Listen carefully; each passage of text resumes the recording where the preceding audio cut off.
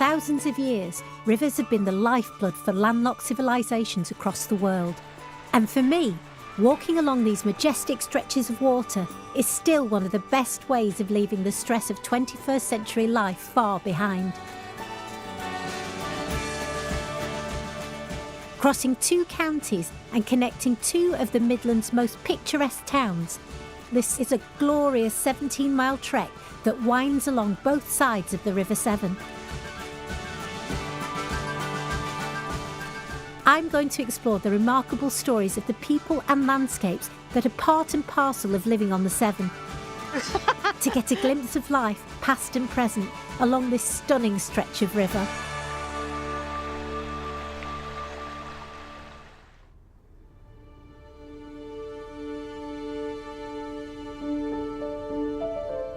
I'm starting my trip from the medieval market town of Bewdley in Worcestershire, following the footpaths upstream and crisscrossing along both banks of the river for around 17 miles into Shropshire and the historic town of Bridgnorth. The beauty about doing this river walk is that I don't need a map, I don't need GPS. I just follow the river 17 miles that way and I get to Bridgnorth. So all I need my phone for is the occasional selfie.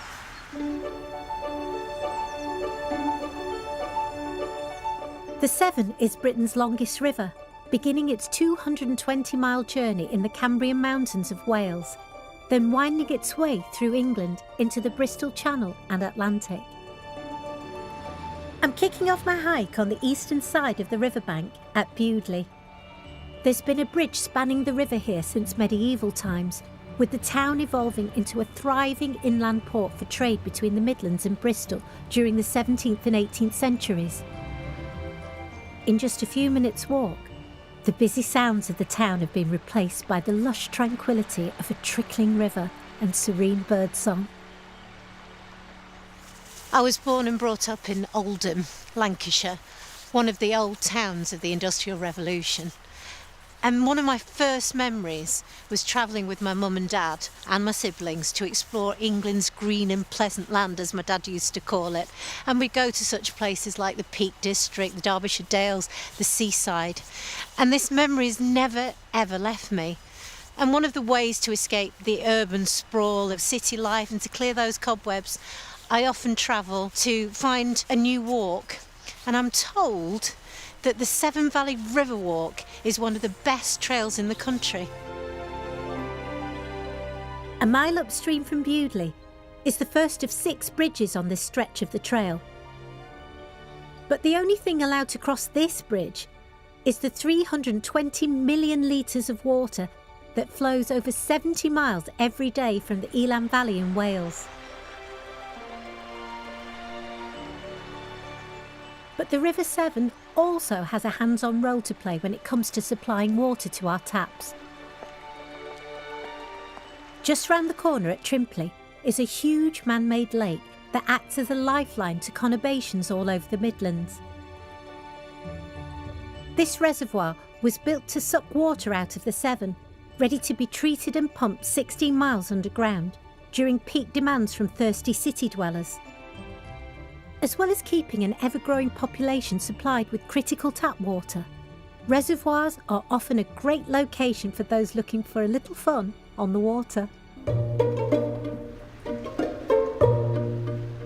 The Trimpley Sailing Club welcomed its first member within a few months of the reservoir opening in 1968, and one of its very first recruits to enlist was Ray Drury, who now at 85 years old is still here every weekend all year round, come rain or shine.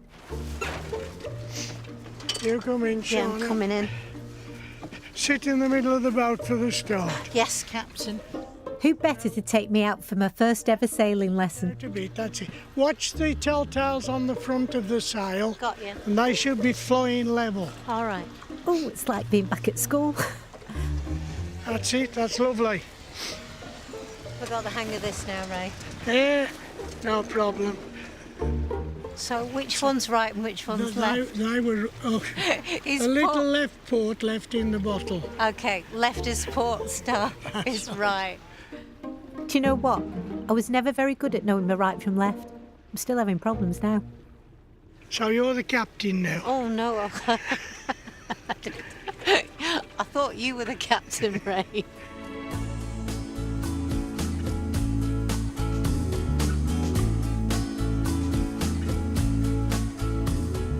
What do you enjoy most about sailing? I enjoy the sailing, the challenge. When the wind's blowing good and hard, Yeah. I really enjoy it. Yeah. It's a thrill a minute.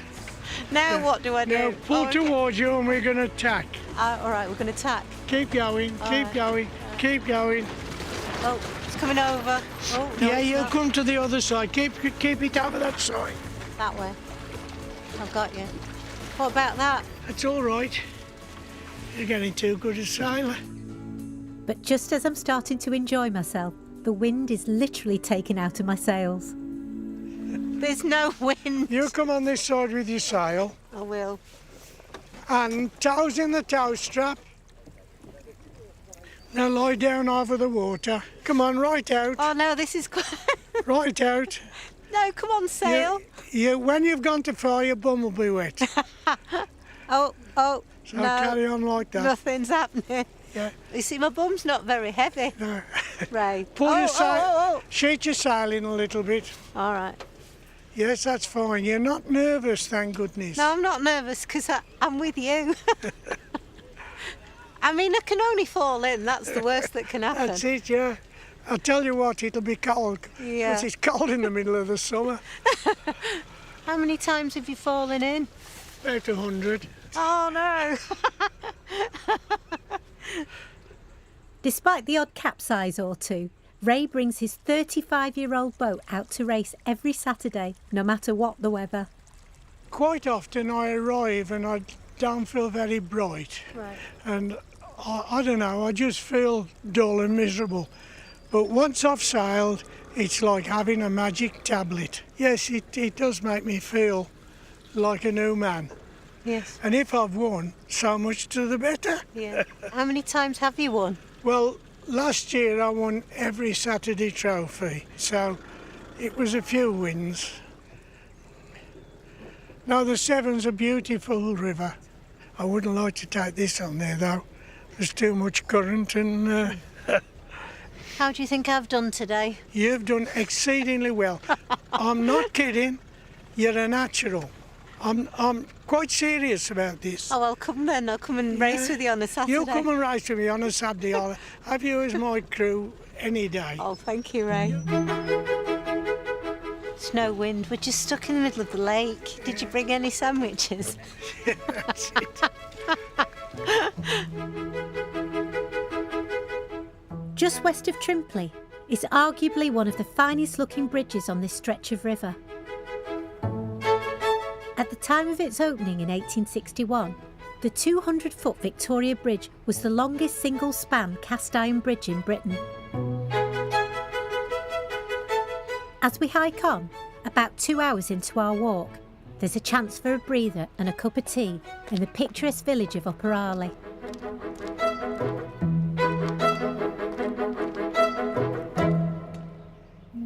In the late 18th century, the entire 1,600-acre hamlet was inherited by the Earl of Mount Norris, who set about creating a remarkable legacy that can be still found a stone's throw from the river. Here you can immerse yourself into one of the oldest tree collections in the country.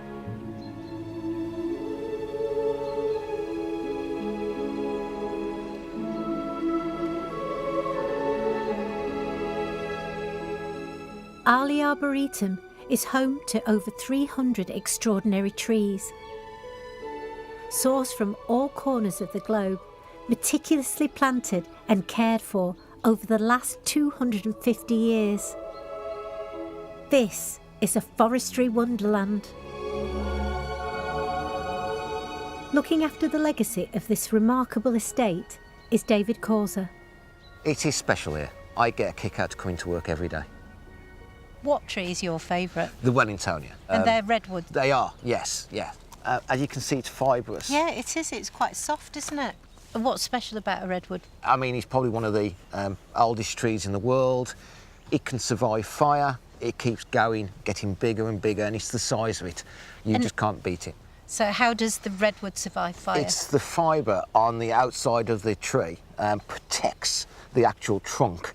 So the branches will burn, but the trunk itself won't. And then it just reinvents itself, because all of a sudden, all the other trees that were taking the light and the goodness out of the earth, they've gone. The earth has been scorched, it's been fed, and then it takes it and grows again.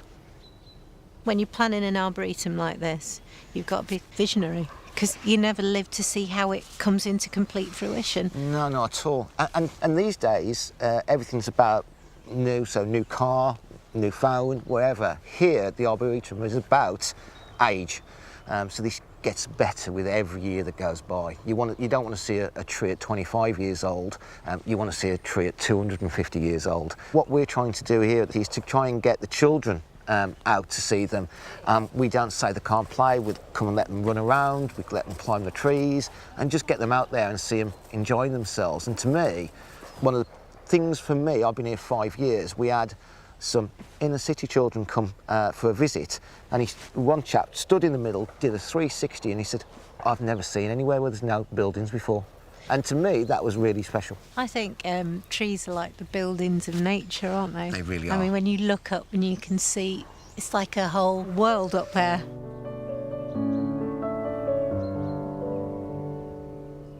The Arboretum's previous owner was local industrialist Roger Turner, who bought the estate in 1959. When he died in 1999, he bequeathed the entire estate over to a charitable trust after over 40 years of loving restoration, so that the legacy of the trees could live on for future generations to enjoy, with the Arboretum opening its doors to the public for the first time in 2002. Many of those looking after the estate have worked here for generations, including Paul Grubb. Great name for a gardener. How long have you been working with these trees?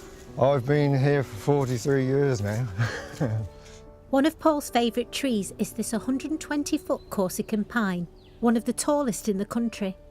It makes you feel so small, It does doesn't make you feel small. Makes you giddy as well. Yeah, it does. They keep looking up like that, yeah. Yeah. And it's noted in the country as having one of the biggest girth of trunks coming out the side of it. It's like a complete new It's tree. a complete new tree. What's it like when you lose a tree? You get attached to the tree, and if you had a gale force and that snapped off, that would be part of your history gone. Gone, yeah. And you could never get that back. Never get back. So we have to enjoy it while it's You here. have to enjoy it while it's here, like a family. The trees are like children, Yeah, you got to look after them. even if they're older than you Yeah. by Not old. centuries. Centuries, yeah.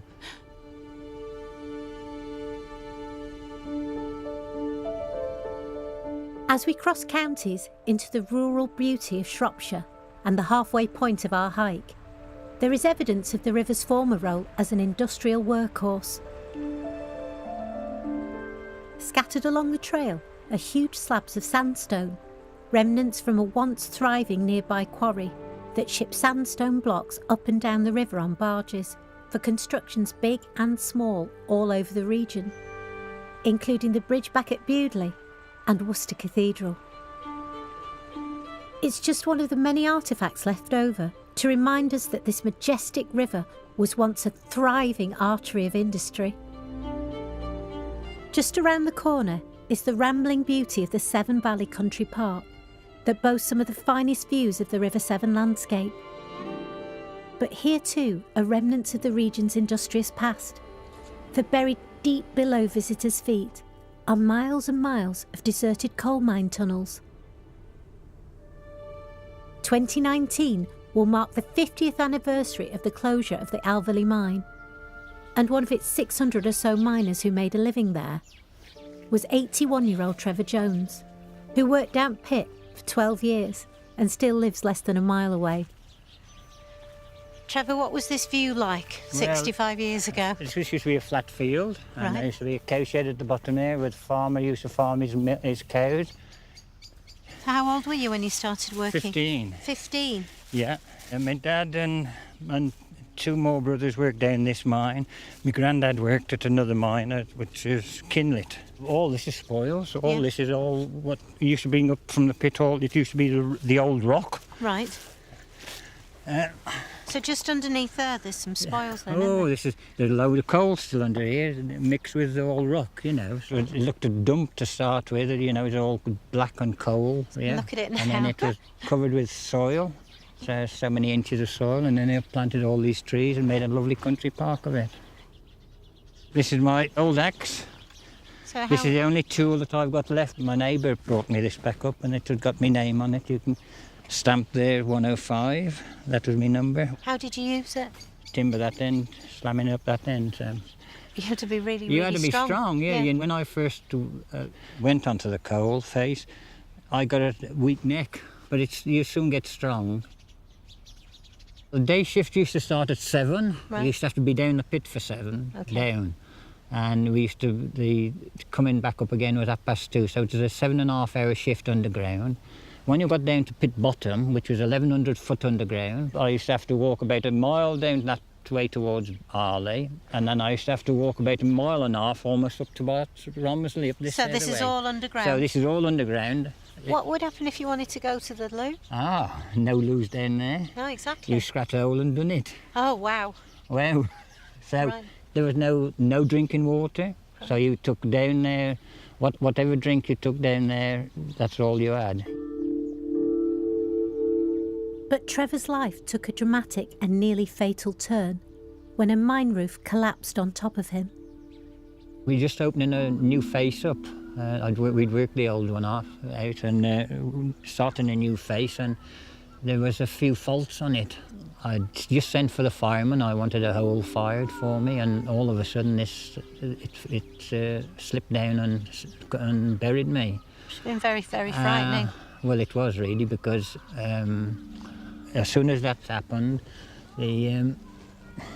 all the other men come rushing to me to try and get me from underneath it, and it kept trickling in, so they had to go away and leave me there. Now that's a very not a very nice thing, you know, when you're under it and you're at God's mercy, you know. But they got me out eventually. You lived to tell the tale. I lived to tell the tale, yeah. A lot of folks think what a horrible job it was, but I didn't know any different. It was a hard job, I think. It is hard, but I've been into factories where I think work's been harder. So, Right. you know, it's what you make it, you know. Yeah.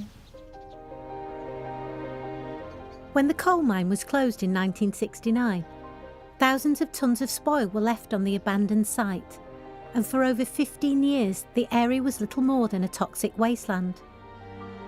But in 1986, a regeneration scheme was launched, and over the course of 10 years, it began to flourish as a nature reserve. Looking after the park today is Ranger Ed Andrews.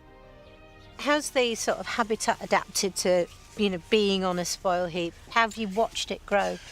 We've watched certainly the plant community change on the spoil heap. Obviously the spoil has changed as trees have become established. That's changed the nature of the soil, so certainly the plants have changed. New species have moved into the site as well. I mean, we're stood here by some ponds, and it's one of the best areas in the country now to see a club-tailed dragonfly, a species of dragonfly that's only found on 7 rivers in the whole of the UK. So it's a big site. How do you manage it, maintain it, or do you just let it do its job? It does require management. We've got a fantastic group of volunteers who work tirelessly on the site doing sort of practical management works. Lots of them live in the local villages and communities, so they've got this lovely connection still with the land. Do you think it's like a community allotment? It kind of is, yeah. There's a lovely social aspect to it, you know. They're meeting new people, they're learning new skills, Yes. and they're really helping us to make the park this special place that it is.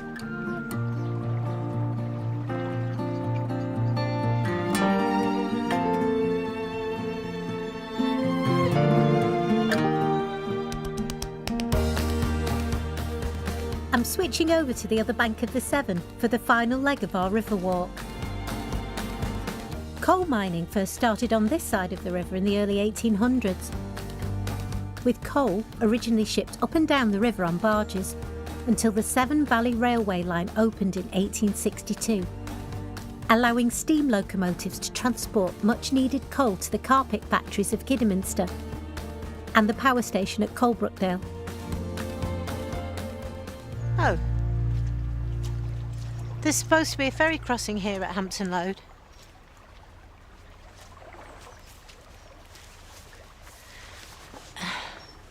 It doesn't look as though it's been here for years. There's a pub over there. I fancied a spot of lunch. Anyway, it's a good job I packed my butties. Cheese and onion. Might smell, but never fails to hit the spot. In centuries gone by, there were dozens of river ferry crossings operating between Bewdley and Bridgnorth. But these days, the two bridges at Alveley and Arley are the only ways to cross the river by foot.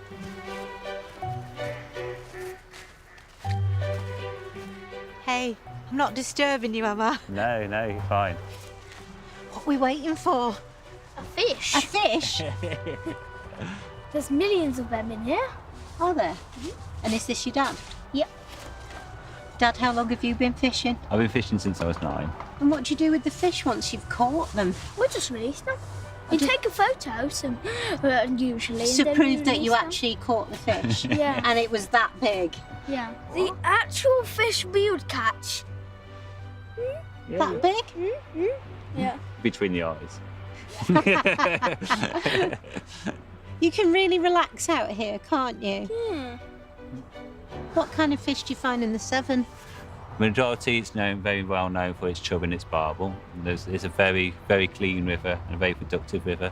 You've always got one eye on that. I have, there. yeah. What is that there? That's my pike float. We're fishing for pike.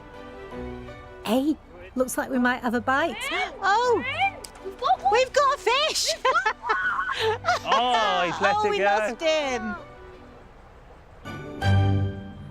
What a shame. Did I make too much noise? Yeah, of course you did. Fish don't like noise. Fish don't like noise. Oh. Oh. Think. Rob, is that the one that got away? That is. Right. How big was it? It was about, I think it was about that big. It's about 5, 6 pounds. Maybe around here. But you never know, we might catch it. It might linger and we'll come back for a second go. Of course we will. I think the boys will probably have better luck without me.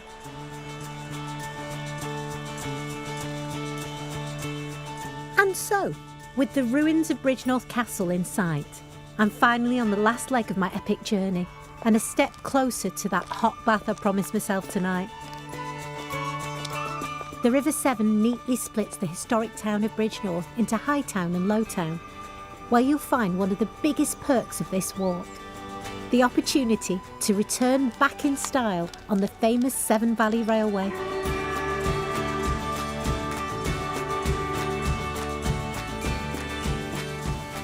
For over 100 years, this was a commercial line until its closure in 1963, when its future looked bleak. Until a group of local railway enthusiasts raised enough cash to purchase the line, launching its first heritage locomotive service in 1970. The 9 vintage steam trains and over 60 carriages were rescued from scrapyards all over the country and meticulously restored. But the lifeblood of the service is the legion of over 1,700 volunteers, working all year round to keep this historic line alive.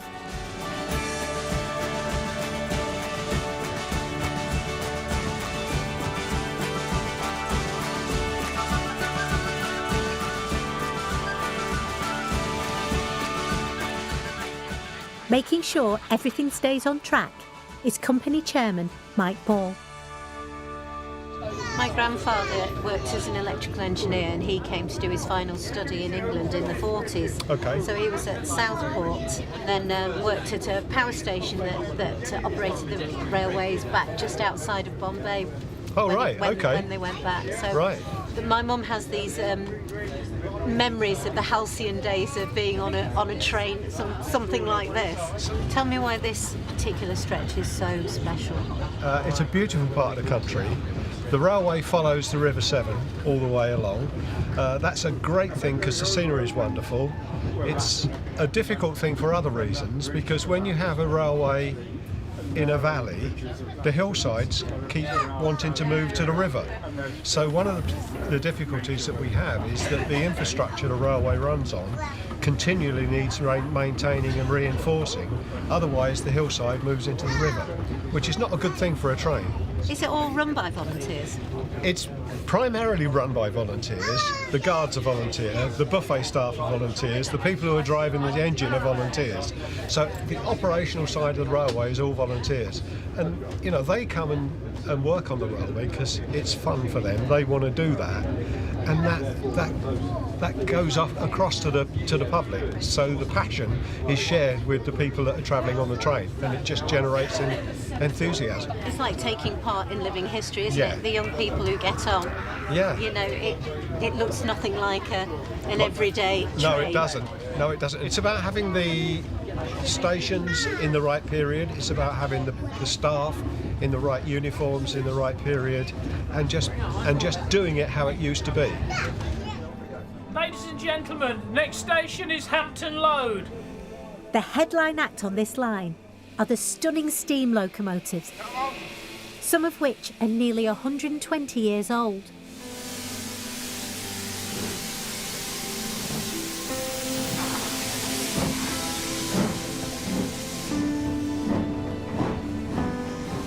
In charge of this 1951 beauty, affectionately known as the Flying Pig, is Quentin Hay. Have you always wanted to do this? Yes, From when you were a little boy? I have, yes. So you're living your dream? Yes, but I'm retiring tomorrow after 38 years on the footplate. 26 years as a driver and 16 years as a traction inspector. I live in Cornwall now, so it's a bit too far to come. But I've had 38 fantastic years. It's just marvellous being in charge of such a big machine. It's so beautiful, isn't it? It is. They're wonderful machines. Yeah.